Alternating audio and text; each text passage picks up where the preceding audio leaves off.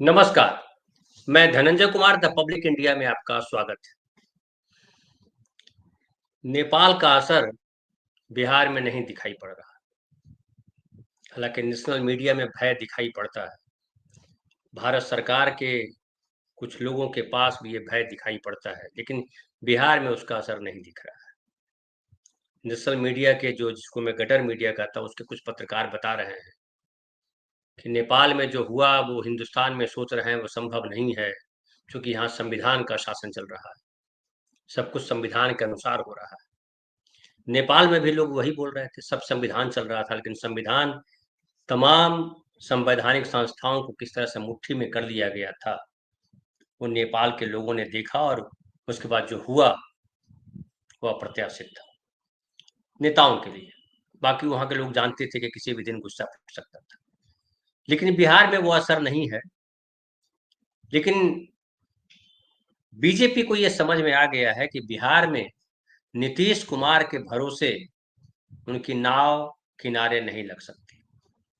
इसलिए बीजेपी अब धीरे धीरे अपनी पकड़ जो है बिहार में मजबूत करने लगी है। और उसके मंत्री Piyush Goyal, C R Patil C R Patil बड़े विश्वस्त माने जाते हैं, गुजरात से हैं वो, और हालांकि रहने वाले महाराष्ट्र के हैं, लेकिन गुजरात की राजनीति में सक्रिय है। वहीं से फिर मंत्री भी बने हैं वो दिल्ली में। वो सी आर पाटिल भी अब बिहार में डेरा डालने की तैयारी में है। बिहार आए और उन्होंने कहा कि बिहार में बहुत अच्छी सरकार चल रही है, किसी किस्म की दिक्कत नहीं है, और आने वाले समय में बिहार जो है, यहाँ के लोगों का पलायन खत्म हो जाएगा।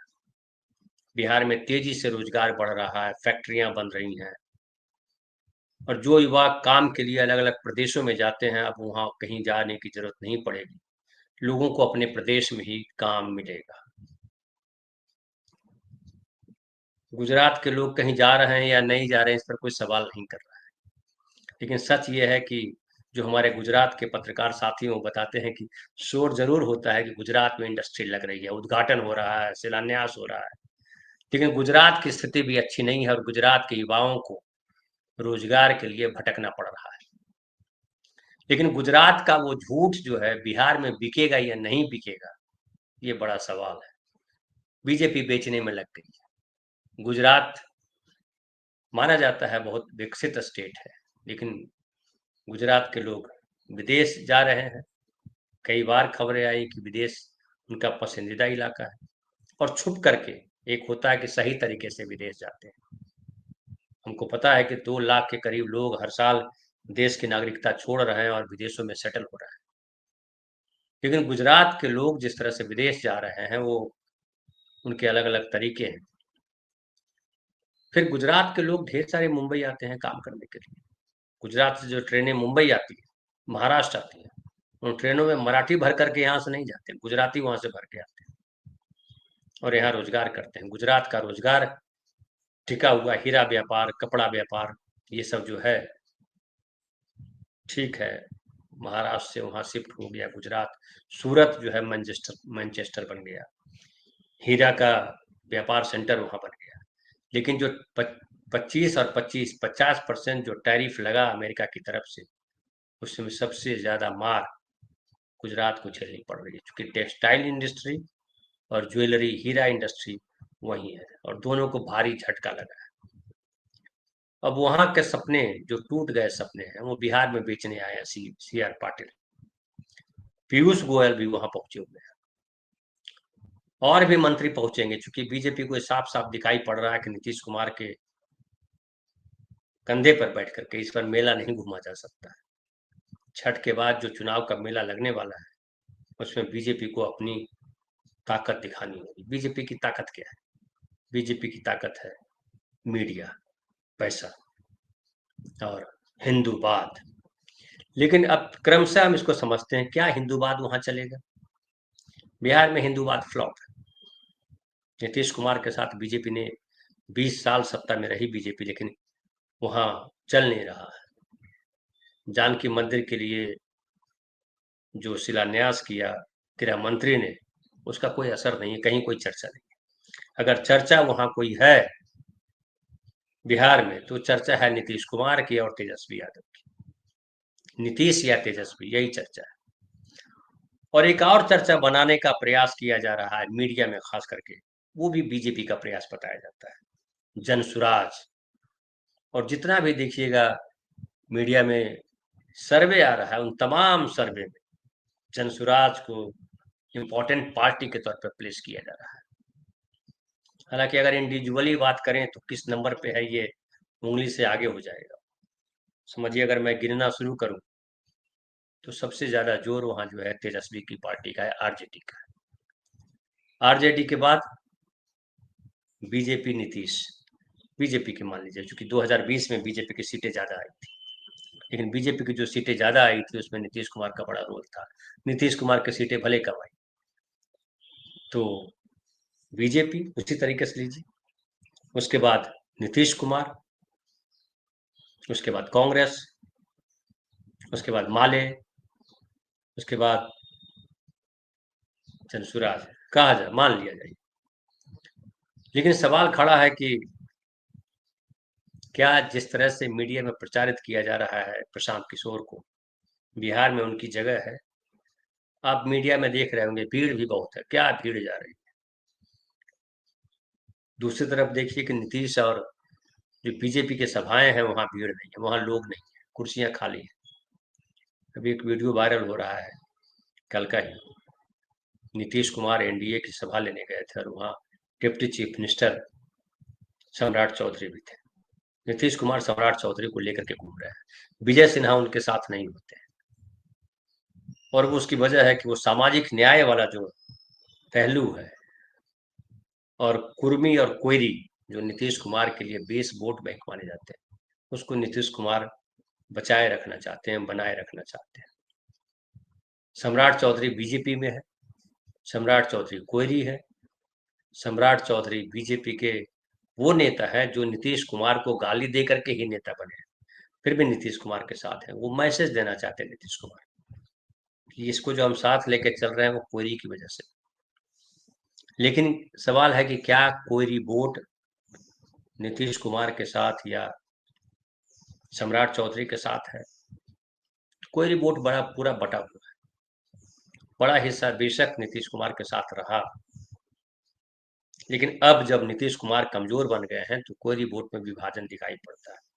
उपेंद्र कुशवाहा एक स्टेक होल्डर है, लेकिन उपेंद्र कुशवाहा अब वैसे नेता के तौर पे नहीं देखे जा रहे हैं जो लीड कर सके। लीड करने वाली पोजीशन में सम्राट चौधरी है कि वो कल लीड करेंगे। लेकिन जिस तरीके से सम्राट चौधरी खुद को प्रेजेंट कर रहे हैं, उसमें साफ साफ दिखाई पड़ता है कि सामाजिक न्याय का जो एजेंडा है, सामाजिक न्याय के एजेंडे में कहीं वो फिट नहीं है, बल्कि वो बीजेपी के उन नेताओं की लिस्ट में शामिल हैं जो अपनी गद्दी के लिए ब्राह्मणवाद को बढ़ाने में लगे हुए हैं। एक वीडियो उनका बड़ा वायरल हुआ था जिसमें उन्होंने ब्राह्मणों को श्रेष्ठ बताया था। बिहार में ब्राह्मणों को श्रेष्ठ बता करके सत्ता में आप नहीं आ सकते, ये बीजेपी को पता है। इसलिए जाति गणना की बात बीजेपी ने खुद स्वीकार कर ली थी बिहार में। और सामाजिक न्याय का यह है कि राहुल गांधी ने जो सामाजिक न्याय का एजेंडा खड़ा किया, वो एजेंडा जमीन पे है। तेजस्वी यादव सबसे बड़े नेता के तौर पे अभी दिखाई पड़ रहा है। अभी नीतीश और तेजस्वी की अगर चर्चा करें तो नीतीश के साथ जो लोग हैं उनको भी लग रहा है कि नीतीश की पारी अब पूरी हो चुकी है। एक और वीडियो वायरल हो रहा है जिसमें नीतीश छोटी कुर्सी में, हालांकि आजकल बताना मुश्किल है वो एआई का वीडियो है या क्या है। वो जो स्थिति, जो वीडियो हमने देखा जिसमें नीतीश कुमार एक छोटी सी कुर्सी पे बैठे हैं, भाजपा के नेता बड़ी सी कुर्सी पे बैठे हैं, वो पॉसिबल नहीं है। नीतीश कुमार अभी भी ताकतवर हैं और बीजेपी इस हैसियत में नहीं है कि नीतीश कुमार को साइड लाइन कर सके। हालांकि उनके खिलाफ साजिशें लगातार रची जा रही हैं। नीतीश कुमार लगातार कह रहे हैं कि हम जो है बीजेपी छोड़ के कहीं जाने वाले नहीं।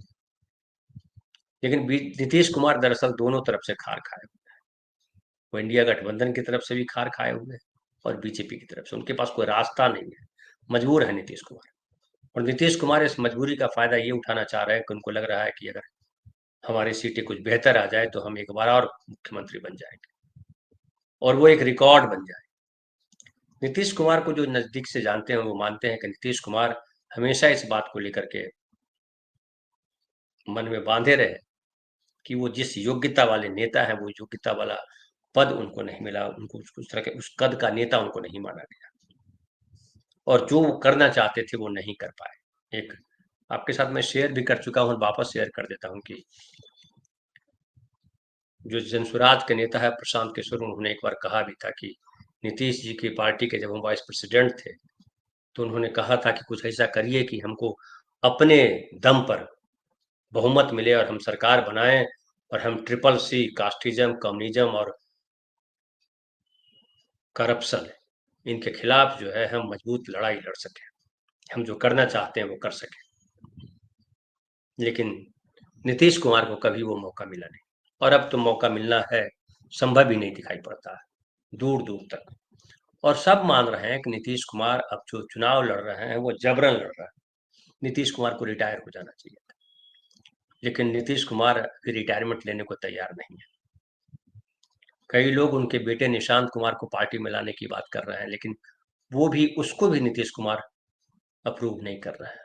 एक बार भी नहीं उन्होंने कहा कि नीतीश निशांत जो है आ रहा है, सक्रिय हो रहा है। उनके कुछ करीबी लोग जो नीतीश कुमार की पार्टी के साथ हैं वो जरूर कोशिश कर रहे हैं, लेकिन नीतीश कुमार इसके खिलाफ है और वो अपनी छवि के साथ, अगर पूरा उनका इतिहास देख लीजिए, बैक करके कहानी उनकी देखिए, उनके अपनी छवि को लेकर के नीतीश कुमार हमेशा कॉन्शियस रहे और अभी भी लोग मानते हैं कि नीतीश कुमार समझौता करने वाले व्यक्ति नहीं है। उनको अगर लग जाए कि हमको ये करना है तो वो करते हैं। अब भले वो सत्ता में जिस तरीके से रहे, पिछली बार 2020 में मात्र 42-43 सीटें आई और उन्होंने एक बड़ा प्रयास किया इंडिया गठबंधन खड़ा करने में और उस प्रयास में भी उनको धोखा मिला। इस बात से नीतीश कुमार बहुत परेशान और नाराज रहे।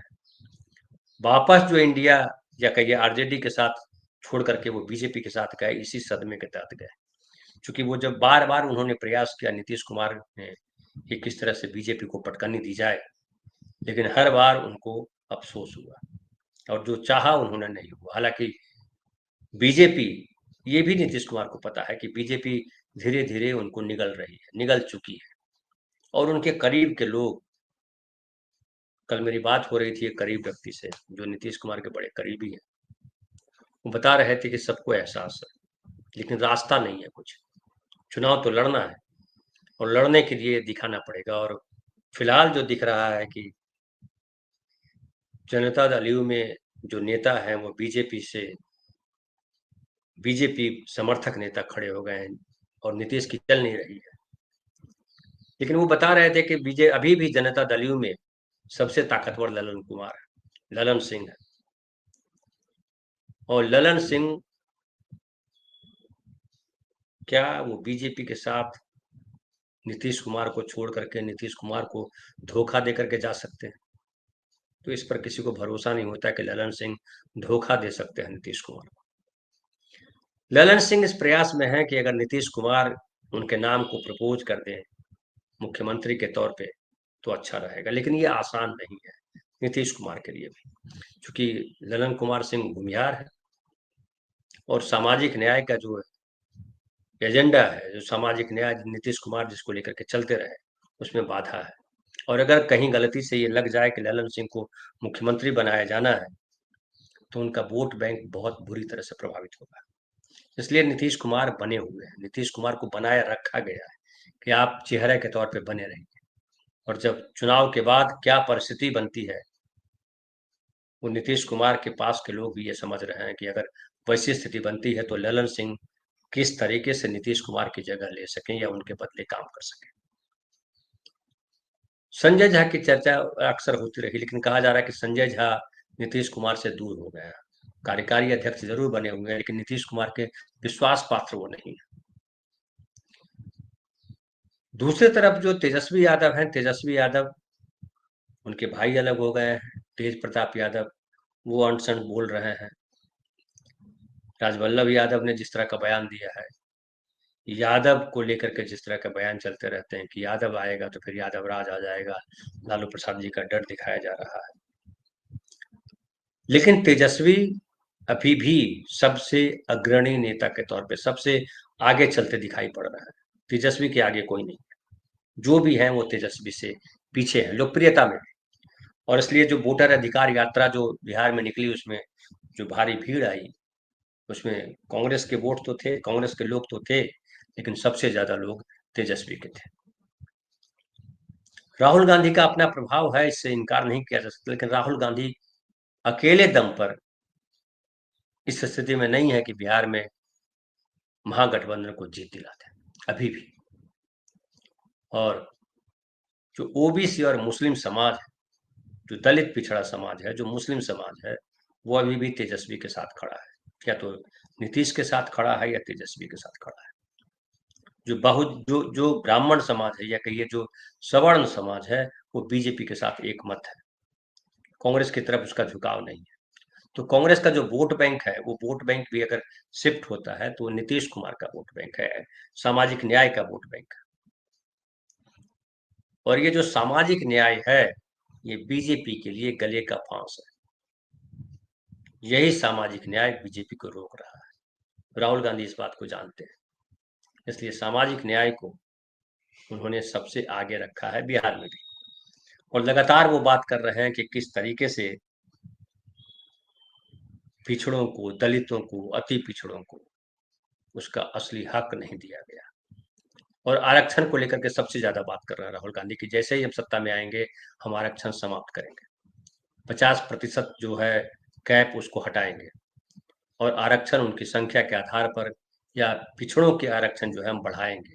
इस पे खास बात हो रही है। पिछली सरकार जो है, जब आरजेडी की सरकार थी, आरजेडी और नीतीश की सरकार थी, जिसमें कांग्रेस भी शामिल थी, जब जाति गणना हुई थी तो 65% आरक्षण किया गया था। वो कोर्ट के चक्कर में अटक गया क्योंकि संविधान उसकी इजाजत नहीं देता है। लेकिन बिहार में जो बेरोजगारी है, बेकारी है, उसका अब ये नीतीश कुमार और तेजस्वी, इसका भी असर ये है कि अगर नीतीश से लोग वहां हटते हैं तो वो तेजस्वी की तरफ शिफ्ट होंगे। बीजेपी जिस तरीके के स्वप्न दिखा रही है, वो साफ दिख रहा है कि दलित पिछड़े समाज के लोग बीजेपी पे भरोसा नहीं कर पा रहे हैं। और हालांकि नीतीश कुमार ने इधर जो घोषणाएं की है, कुछ महिला मुख्यमंत्री महिला रोजगार योजना, जिसमें हर किसी महिला को 10,000 रुपए देने की बात की जा रही है, और व्यापार शुरू करने के लिए, और फिर बाद में 6 महीने के बाद उनकी जांच होगी और 2 लाख रुपए उनको अतिरिक्त सहायता मिलेगी। इसका प्रभाव है जमीन पर। और दूसरी तरफ तेजस्वी यादव ने भी माई महाज योजना शुरू की, जिसमें कहा कि उन्होंने कि 2,500 रुपये प्रति महीना हम देंगे। लेकिन ये 2,500 प्रति महीना और 10,000 रुपया, उसमें 10,000 बेहतर दिखाई पड़ता लोगों को। अब फिर आगे क्या होगा ये अलग बात है, लेकिन महिलाओं का वोट प्रतिशत पिछले कुछ चुनावों में बढ़ा है और महिलाएं बहुत प्रभावी हैं जीत लाने में। नीतीश कुमार के प्रति महिलाओं का आकर्षण है। और हालांकि ये लग नहीं रहा है कि नीतीश कुमार कोई बहुत बड़ा, कुछ चमत्कारिक उनके समर्थन में कुछ वोटिंग हो जाएगी। नीतीश कुमार से निराशा है लोगों को। निराशा उनके स्वभाव, उनके उम्र को लेकर के, उनके तबीयत खराब होने को लेकर के। वाकई नीतीश कुमार के प्रति उस तरीके का जो एंटी इनकम्पेंसी होता है सरकार के खिलाफ, वो नहीं है अभी भी जमीन पे। और यही जो है नीतीश कुमार के लिए सबसे बड़ी पूंजी है, और यही खतरा भी है बीजेपी के, कि नीतीश कुमार कंप्लीटली साफ नहीं हो पा रहा है। और नीतीश कुमार जैसे जैसे कमजोर हो रहे हैं, बीजेपी भी कमजोर होती जा रही है। अब नीतीश कुमार की सवारी, नीतीश कुमार को साथ लेकर के जो बीजेपी चलती रही, उसके जगह पे अब जनसुराज प्रकाश प्रशांत किशोर आ गए। प्रशांत किशोर एक माहौल क्रिएट कर रहे हैं कि ये जो प्रदेश है, बीमार प्रदेश है, ये प्रदेश में जो वादे किए गए युवाओं के लिए वगैरह वगैरह, वो हम ही पूरा कर सकते हैं। हालांकि जनता दल के लोग सबसे ज्यादा हमलावर अगर हैं किसी पे, तो वो प्रशांत किशोर के पार्टी पे है। और उनको तो कई लोग फ्रॉड कह रहे हैं कि ये जो है, एक तरफ ये कहते हैं कि बिहार के लिए हम कुछ भी करने को तैयार हैं और बिहार को उत्तम प्रदेश बना देंगे, दूसरी तरफ ये कहते हैं कि नीतीश कुमार को अगर 25 से ज्यादा सीटें आ गई तो हम राजनीति छोड़ देंगे। तो राजनीति छोड़ देंगे तो बिहार तरक्की कैसे करेगा? तो तमाम तरीके की बातें हैं और मीडिया इसमें बड़ा इंपॉर्टेंट रोल प्ले कर रहा है। अब मीडिया से और जो वोट चोरी का जो मसला है, जिसमें जो राहुल गांधी लगातार प्रेजेंट कर रहे हैं और जो एक छवि बन रही है कि बीजेपी वोट चोरी करने में मास्टर है। अब सवाल उठता है कि इस चुनाव में बीजेपी वोट चोरी करने में कामयाब हो जाती है, बीजेपी नैरेटिव गढ़ने में कामयाब हो जाती है कि अगर तेजस्वी आए तो फिर से वो जंगल राज आ जाएगा, या तेजस्वी ये कहने में कामयाब हो जाते हैं कि अगर बीजेपी आई तो सामाजिक न्याय चौपट हो जाएगा, फिर वो हिंदू राज आ जाएगा, सवर्ण राज आ जाएगा और संविधान की ऐसी की तैसी हो जाएगी, गरीबों का जीना मुश्किल हो जाएगा। क्या ये नैरेटिव करने में तेजस्वी कामयाब होगी? क्या तेजस्वी और उनके साथ जो साथी दल है, चाहे माले है, चाहे मुकेश सहनी है, अब तो झारखंड मुक्ति मोर्चा और रामविलास पासवान के भाई पारस की भी बात की जा रही है, क्या कांग्रेस, ये सारे दल मिल करके जमीन पर वो माहौल क्रिएट कर पाएंगे? क्योंकि एक बात तो कही जा रही है कि एसआईआर में जिस तरह से सुप्रीम कोर्ट ने आधार कार्ड को अनिवार्य कर दिया है कि आधार कार्ड को आपको मानना पड़ेगा, इसे बिहार में राहुल गांधी की जीत के तौर पर देखा जा रहा है कि राहुल गांधी ने फाइनली एसआईआर में जो मनमानी करने जा रहा था चुनाव आयोग, उस पर रोक लगा दी और इसका इम्पैक्ट जमीन पे भी दिखाई पड़ रहा है। तो इस बार जो चुनाव है, उस चुनाव में जो मीडिया है, मीडिया जिसको मैं गटर मीडिया कहता हूँ, वो एनडीए को बढ़त, इसलिए जितने सर्वे आप देखेंगे एनडीए को बढ़त मिल रही है। लेकिन जमीन पे जब उतरेंगे, लोगों से बात करेंगे, तो आपको लगेगा कि एनडीए पिछड़ रही है, महागठबंधन ज्यादा बेहतर पोजीशन में है, नैरेटिव उसके पक्ष में है, माहौल उसके पक्ष में है और नीतीश कुमार के प्रति लोगों की हमदर्दी तो है, लेकिन नीतीश कुमार अब शासन चलाने में सक्षम नहीं है, ये वहां के लोगों को लग रहा है। हालांकि तेजस्वी यादव ने नीतीश कुमार पर बड़ा जोरदार हमला भी बोला है और उन्होंने कहा कि भ्रष्टाचार के पितामह है नीतीश कुमार। अब इसको किस तरह से लोग लेते हैं, ये भी अपने आप में बात है। हालांकि ये बात सही है कि भ्रष्टाचार बिहार में खूब है, इससे भी इनकार नहीं किया, लेकिन सवाल उठता है भ्रष्टाचार कहाँ नहीं है, कब नहीं था, ये भी लोग बात कर रहे हैं। लेकिन सरकार पर अगर मुख्यमंत्री की पकड़ रहती है, नीतीश कुमार के साथ ये ट्रेजेडी रही कि बीजेपी जब साथ आती है तो बीजेपी के लगभग लोग नीतीश कुमार के नाम पर जो है वो घड़ा फोड़ देते हैं, फोड़वा देते हैं, और वही हो रहा है। नीतीश कुमार को बदनाम करने का कोई कोई रास्ता नहीं छोड़ा है, हर रास्ते पर नीतीश कुमार को कैसे बदनाम किया जाए, छोटा किया जाए, क्योंकि नीतीश कुमार ने 20 सालों में बीजेपी को वो जड़ नहीं जमाने दी जो बीजेपी चाहती रही, लेकिन उसकी मजबूरी है कि अपने दम पर वहां आ नहीं सकती बिहार में, इसलिए नीतीश कुमार उसको चाहिए। लेकिन बिहार के नागरिक क्या नीतीश कुमार को आप चाहते हैं, या बिहार के लोग अब तेजस्वी को चाहते हैं? कंपटीशन तेजस्वी और नीतीश कुमार में है। आने वाला वक्त बताएगा कि किसके साथ बिहार के लोग खड़े हैं। बहुत बहुत धन्यवाद।